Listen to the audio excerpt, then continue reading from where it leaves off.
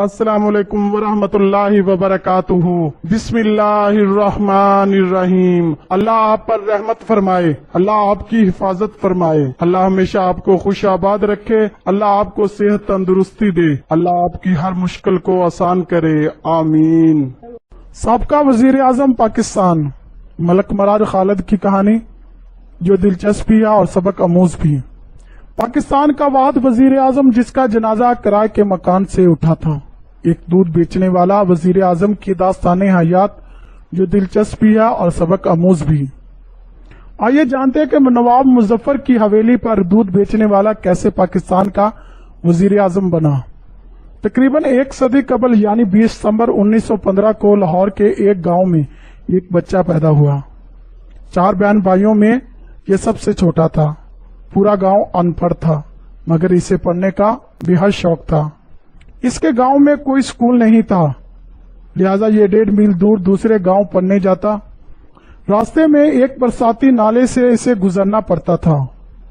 6ٹھی جماعت پاس کرنے کے بعد وہ 8 میل دور دوسرے گاؤں میں تعلیم حاصل کرنے جاتا۔ اس نے مڈل کا امتحان انتہائی اچھے نمبروں سے پاس کیا اور وظیفہ بھی حاصل کیا۔ مزید تعلیم حاصل کرنے کے لیے لاہور آیا۔ یہاں اس نے سینٹرل ماڈل اسکول میں جو کہ اس وقت کا نمبر 1 اسکول تھا داخلہ لے لیا۔ اس کا گاؤں شہر سے 13 کلومیٹر دور تھا۔ غریب ہونے کی وجہ سے اپنی تعلیم جاری رکھنا مشکل تھا مگر اس نے مشکل حالات کے سامنے ہتھیار نہ پھینکے بلکہ ان حالات میں مقابلہ کرنے کی ٹھانی۔ اس نے تہیہ کیا کہ وہ گاؤں سے دودھ لے کر شہر میں بیچے گا اور اپنی تعلیم جاری رکھے گا۔ چنانچہ وہ صبح منہ اندھیرے اذان سے پہلے اٹھتا اور مختلف گھروں سے دودھ اکٹھا کرتا، ڈرم کو ریڑے پر لاد کر شہر بیچتا۔ شہر میں وہ نواب مظفر کی حویلی اور کچھ دکانداروں کو دودھ فروخت کرتا اور مسجد میں جا کر کپڑے بدلتا اور اسکول چلے جاتا۔ کالج کے زمانے تک وہ اسی طرح دودھ بیچتا رہا اور اپنی تعلیم حاصل کرتا رہا۔ اس نے غربت کے باوجود کبھی دودھ میں پانی نہیں ملایا۔ بچپن میں اس کے پاس جوتے نہ تھے، اسکول کے لیے بوٹ بہت ضروری تھے۔ جیسے تیسے کر کے اس نے کچھ پیسے جمع کر کے اپنے لیے جوتے خریدے۔ اب مسئلہ یہ تھا اگر وہ گاؤں میں جوتے پہنتا تو وہ جلدی گھس جاتے، چنانچہ وہ گاؤں سے والد کی دیسی جوتی پہن کر آتا اور شہر میں جہاں دودھ کا برتن رکھتا وہاں اپنے کپڑے اور بوٹ رکھ دیتا اور اپنے اسکول کے جوتے پہن کے اسکول چلا جاتا۔ والد سارا دن بیٹا ساری رات ننگے پاؤں پھرتا۔ 1935 میں اس نے نمایاں پوزیشن حاصل کی اور پھر اسلامیہ کالج ریلوے روڈ لاہور میں داخلہ لے لیا اور اپنی تعلیمی اخراجات پورے کرنے کے لیے گاؤں سے ریڑھی پر دودھ لیتا اور شہر میں فروخت کر دیتا۔ مراد خالد نے اس کام میں کبھی آر محسوس نہیں کی تھی۔ فرسٹ ایئر میں اس کے پاس کوٹ نہ تھا اور کلاس میں کوٹ پہننا ضروری تھا، چنانچہ اس سے کلاس سے نکال کر غیر حاضری لگا دی جاتی۔ اس معاملے کا علم استاذہ کو ہوا تو انہوں نے ذہین طالب علم کی مدد کی۔ نوجوان کو پڑھنے کا بہت شوق تھا۔ 1939 میں اس نے BA آنرز کیا۔ یہ اپنے علاقے میں واحد گریجویٹ تھا۔ یہ نوجوان اس دوران جان چکا تھا کہ دنیا میں کوئی بھی کام آسانی سے سر انجام نہیں دیا جا سکتا۔ کامیابیوں کے لیے انتھک محنت اور تگودو لازمی ہے۔ معاشی دباؤ کے تحت BA کے بعد اس نے باٹا کمپنی میں کلرک کی نوکری کر لی۔ چونکہ اس کا مقصد لا یعنی قانون پڑھنا تھا تو کچھ عرصے بعد کلرک کی نوکری چھوڑ کر قانون کی تعلیم حاصل کرنے لگا اور 1946 میں LLB کا امتحان پاس کر لیا۔ 1950 میں باقاعدہ پریکٹس شروع کر دی۔ اس پر خدمت خلق اور آگے بڑھنے کا بھوت سوار تھا۔ اس نے لوگوں کی مدد سے اپنے گاؤں میں کئی تعلیمی ادارے قائم کیے۔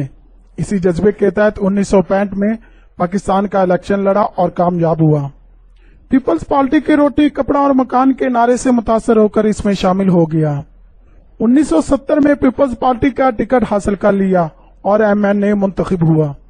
نواب مظفر کے بھائی کو جن کے گھر دودھ بیچا کرتا تھا اس کو شکست دی۔ 1971 میں ذوالفقار علی بھٹو کی پہلی کابینہ میں وزیر خوراک اور پسماندہ علاقہ جات بنا۔ 1972 में पाकिस्तान के सबसे बड़े सूबे पंजाब का वजीर आला बना। वजारत आला के दौरान अक्सर सफर रक्शे में करता और अपने गवर्नर मुस्तफा घर के साथ निभाना होने की वजह से इस्तीफा देकर एक मिसाल कायम की। 1973 में अक़वाम मुत्तहिदा में पाकिस्तान की वफद की क़ियादत की। 1973 में वफाकी वजीर कानून बल्दियाती अमूर का कलमदान सौंपा गया। 1976 में वफाकी वजीर बल्दियात दही मुकर्रर हुए और 2 दफा स्पीकर कौमी असम्बली बना और 4 साल तक इंटरनेशनल इस्लामिक यूनिवर्सिटी डायरेक्टर रहा। एक मुफलस क्लास अनपढ़ किसान का बेटा जिसने कामयाबी का एक लंबा और कठिन सफर अपने दूध बेचने से शुरू किया और आखिरकार 5 नवंबर को पाकिस्तान का वजीर आजम बना।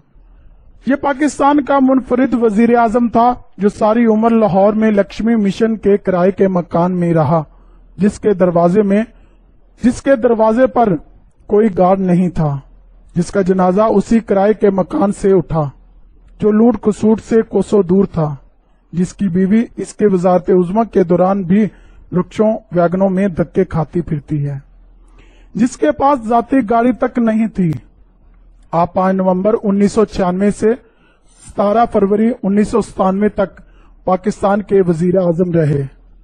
आप 13 जून 2003 को इस दुनिया से रुखसत हो गए। इनको रुखसत हुए बहुत साल हो चुके थे, लेकिन तारीख ऐसे अफराद को सदियों तक याद रखती है।